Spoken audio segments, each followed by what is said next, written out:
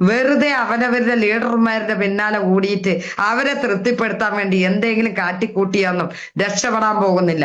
ഈ ബിസിനസ്സിൽ ആകെ വേണ്ട ക്വാളിറ്റി കമ്പനി ഒരു ഡിമാൻഡും ഇവിടെ പറയുന്നില്ല. പക്ഷെ ഞാൻ മനസ്സിലാക്കിയത് ഒന്നേ ഉള്ളൂ, ഇവിടെ ആകെ ഈ ഒരു ബിസിനസ്സിൽ വളരണമെങ്കിൽ നമുക്ക് അറിവില്ലെങ്കിൽ അത് പഠിക്കാം.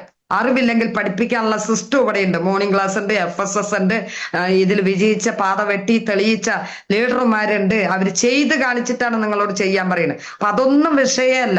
എനിക്ക് ഒരു കുന്തും അറിയില്ല ഈ ബിസിനസിനെ കുറിച്ച്. ഇന്നും സാവിത്രി മാഡം 1 ലക്ഷം വരുമാനം MLA ലിസ്റ്റിലൂടെ വാങ്ങുന്നുണ്ടെങ്കിൽ ഒരു ഐഡിയ പോലും സാവിത്രി മാഡത്തിന്റെ കൈകൊണ്ട് അടിച്ചിട്ടില്ല.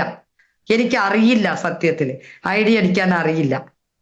മനസ്സിലായോ? നിങ്ങളൊന്ന് മനസ്സിലാക്കണം.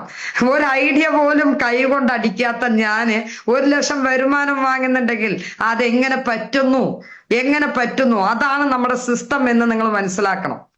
ഇവിടെ അറിവിനല്ല കാര്യം. ഇവിടെ ചെയ്യാൻ ഒരു ദൃഢനിശ്ചയം, ഉറച്ച വിശ്വാസവും പ്രവർത്തിക്കാനുള്ള ഒരു മനസ്സുള്ളവന് യവന് വേണമെങ്കിൽ രക്ഷപ്പെടാന്നുള്ളതിന്റെ തെളിവാണ് നിങ്ങളുടെ മുന്നിൽ ഇരുന്ന് സംസാരിച്ചുകൊണ്ടിരിക്കുന്നത്. അപ്പൊ എനിക്ക് അതില്ല ഇതില്ല എന്ന് കുറവുകൾ പറയാൻ ഇഷ്ടപോലെ ഉണ്ടെങ്കിൽ കുറവുകളെ മികവുകളാക്കി മാറ്റാനാണ് നമ്മൾ പഠിക്കേണ്ടത്.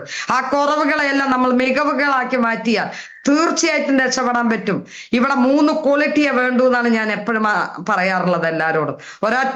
ആദ്യത്തെ ക്വാളിറ്റി എന്ന് പറയുന്നത് നമ്മൾ കുറച്ചൊരു തീരുമാനം ഉണ്ടാവണം. രണ്ടാമത്തത് പ്രവർത്തിക്കാൻ ഒരു മനസ്സുണ്ടാവണം. മൂന്നാമത്തത് നല്ല ഹെൽപ്പ് മെന്റാലിറ്റി എന്ന് പറയില്ലേ, ഒരാളെ സഹായിക്കണം എന്നുള്ള ഒരു ചിന്ത ഉണ്ടാവണം. നാലാമത്തത് സത്യസന്ധത ഉണ്ടാവണം. സത്യസന്ധതയുടെ ബിസിനസ്സാണ് MI ലൈഫ് സ്റ്റൈല്. മനസ്സിലായോ? ഒന്നും പറഞ്ഞ് ഒരു വഴിക്ക് പോകുന്നവൻ ഈ ബിസിനസ് കൊള്ളൂല.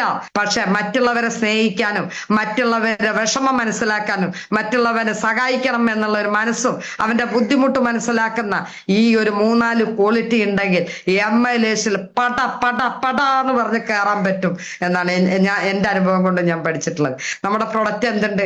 നല്ല ക്വാളിറ്റി പ്രൊഡക്റ്റുകളാണ്, ഡിമാൻഡുള്ള പ്രൊഡക്റ്റുകളാണ്. ഡിമാൻഡുള്ള പ്രൊഡക്റ്റ്, ആയുഷ് പ്രീമിയം മാർക്കുള്ള പ്രൊഡക്റ്റ് കഴിക്കാൻ തന്നെ ഒരു ഭാഗ്യം വേണം, ദൈവത്തിന്റെ കുരുത്തം വേണമെന്ന് പറയുന്ന ഒരാളാണ്. അതുകൊണ്ട് അത് വിൽക്കാനും അതിന് ഭാഗ്യം ഉണ്ടാവണം. നല്ല രീതിക്ക് നിങ്ങൾ എന്ത് ചെയ്യണം? അത് വിൽക്കാൻ നിങ്ങൾ തയ്യാറാവുക ഓരോരുത്തരും.